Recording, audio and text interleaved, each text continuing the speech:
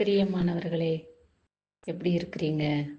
கிறிஸ்துவின் நாமத்தினாலே நாம் அனைவருமாய் இயேசுவின் கிருபையாலே நன்றாய் இருக்கிறோம் அல்லவா? அவரை நன்றியோடு கூட ஸ்தோத்திரிப்போம். இந்நாளிலே வேண்டிய எல்லா விதமான காரியங்களையும் கர்த்தர் சந்தித்து நம்மளை பாதுகாத்து அவருடைய மகிமையின் கரங்களினாலே ஏந்தி நம்மளை பரிசுத்தப்படுத்தி வழிநடத்துகிற தேவனை நாம் நன்றி இருதயத்தோடு அவருக்கு ஸ்தோத்திர பலி செலுத்துவோம். ஸ்தோத்திரத்தினாலே பலவிதமான இக்கட்டுகளிலிருந்து தேவன் நம்மை விடுதலை செய்கிற ராஜாவாக நம்ம வாழ்க்கையிலே வெளிப்படுவார்.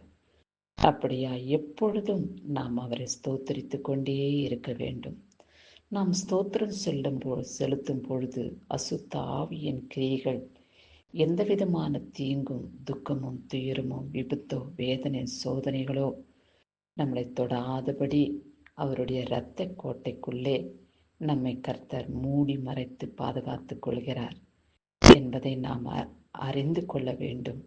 ஆண்டவரே, நான் எப்போதும் துதி செலுத்துகிறதினாலே உம்முடைய மகனாக நீர் முத்திரையிட்டு இருக்கிறபடியாலே நன்றியோடு கூட ஸ்தோத்திரிக்கிறேன் தகப்பனே. ஸ்தோத்திரத்தினாலே பலவிதமான தீங்குகளிலிருந்து எங்களை விடுதலை செய்கிறதற்காய் உமக்கு நன்றி ஆண்டவரே என்று அவரை நாம் சந்தோஷப்படுத்தக்கூடிய பிள்ளைகளாகவும் அவர் இருதயத்துக்கு ஏற்றவர்களாகவும் நாம் நடந்து கொள்ள பரிசுத்த ஆவியானவர் நமக்கு உதவி செய்வாராக. சரி, இந்நாளிலே கர்த்தர் நமக்கு என்ன வார்த்தை கொடுத்திருக்கிறார் என்று பார்ப்போம். பரிசுத்த ஆவியானவர் நமக்குள்ளே கிரியை செய்கிறபடியினாலே அவருடைய நாமத்துக்கு கொடான கோடி கோடி கோடி நன்றி ஏறெடுப்போம். அவருடைய கிருபையின் கரம் நம்மளை தாங்குகிறதல்லவா? அவருடைய மகிமுள்ள கரம் நம்மளை சேர்த்து அணைக்கிறபடியினாலே நாம் ஒன்றுக்கும் கவலைப்பட வேண்டிய அவசியம் இல்லை. மத்தேயு 18 அதிகாரம் 20வது வசனத்திலே சொல்லப்பட்டுள்ள வார்த்தை என்னவென்றால், 2 பேராவது 3 பேராவது என்னுடைய நாமத்தினாலே எங்கே கூடியிருக்கிறார்களோ அவர்கள் மத்தியிலே நான் இருக்கிறேன் என்று ஏசப்பா சொல்லியிருக்கிறார். 2 பேர் 3 பேர் என்றால் என்ன? ஒரு குடும்பமாய் சேர்ந்து அவரை நாம் துதிக்கும் பொழுது ஸ்தோத்திரிக்கும் பொழுது நம்முடைய குடும்பத்திலே நம்முடைய வீட்டிலே கர்த்தர் வாசம் செய்கிற தேவனாக இருக்கிறார். நாம் குடும்பமாய் சேர்ந்து அவரை நோக்கி கூப்பிடும் பொழுது அவருடைய செவிகள் நம்முடைய சத்தத்துக்கு செவி கொடுக்கிறதாக காணப்படுகிறது.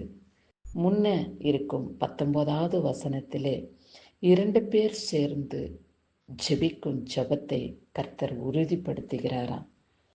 அதை ஆசீர்வதித்து தேவைகளை பூர்த்தி செய்து இருதயத்தை சந்தோஷிப்பிக்கிற தேவனாக அவர் நமக்கு வெளிப்படுகிறார். என் தேவனே, இம்மட்டுமாய் உம்முடைய கிருபையின் கரம் எங்களோடு கூட இருக்கிறபடியினாலே எங்களை தாங்கி வழிநடத்தி பாதுகாக்கிறபடியினாலே உமக்கு கொடான கொடி நன்றி ராஜா. நாங்கள் ஜெபிக்கிற பொழுதெல்லாம் நீர் சமீபமாய் இறங்கி வந்து எங்களை நீர் விசாரித்து எங்களுடைய வேண்டுகோளுக்கு மனம் இறங்கி பதில் கொடுத்து எங்களை காத்து வருகிற நன்மைக்காக உமக்கு ஸ்தோத்திர ஆண்டவரே, உமக்கு ஸ்தோத்திரம். இந்நாளையும் கூட ஆயுசு நாட்களாய் கூட்டி கொடுத்து எங்களை பாதுகாத்த தெய்வமே உமக்கு ஸ்தோத்திரம் என்று அவருடைய இருதயத்தை நாம் சந்தோஷப்படுத்துவோம். நாம் உலகத்திலே வாழ்கையிலே நம்முடைய தகப்பனே பலவிதமான நன்மையான காரியங்களை அதிசயமான காரியங்களை பிள்ளைகள் செய்யும் பொழுது தகப்பன் அதை பார்த்து மிகவும் சந்தோஷப்படுவார். என் மகனே, என் மகளே, என் இருதயத்தை நீர் சந்தோஷப்படுத்தினீர் அல்லவா? அதிக மதிப்பெண்களை பெற்றாய், சமுதாயத்தில் ஒரு நல்ல பெயரை நீ பெற்றிருக்கிறாய்.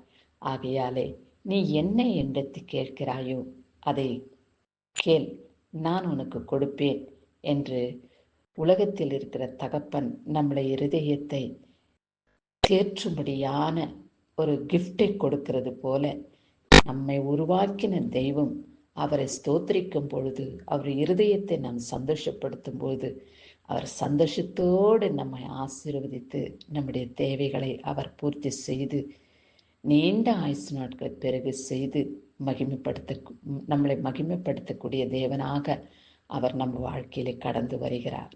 சரி, இந்நாளிலே திருமண நாளையும் பிறந்த நாளையும் கொண்டாடுகிறவர்களை கர்த்தர் ஆசீர்வதித்து காத்துக்கொள்வாராக.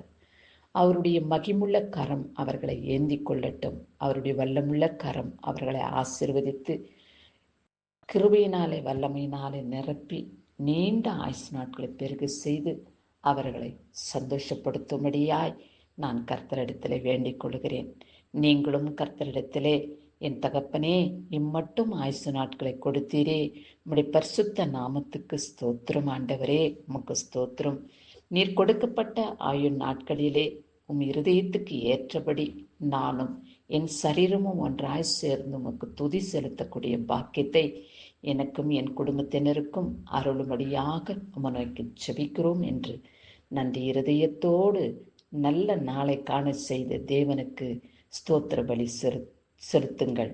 அப்படியாய் உங்களை மிகுதியாய் ஆசீர்வதித்து நீண்ட ஆயுசு நாட்களை கொடுத்து உங்களை மகிமைப்படுத்துவார். கிறிஸ்துவுக்கே சதா காலங்களிலும் துதி உண்டாவதாக. ஆமேன்.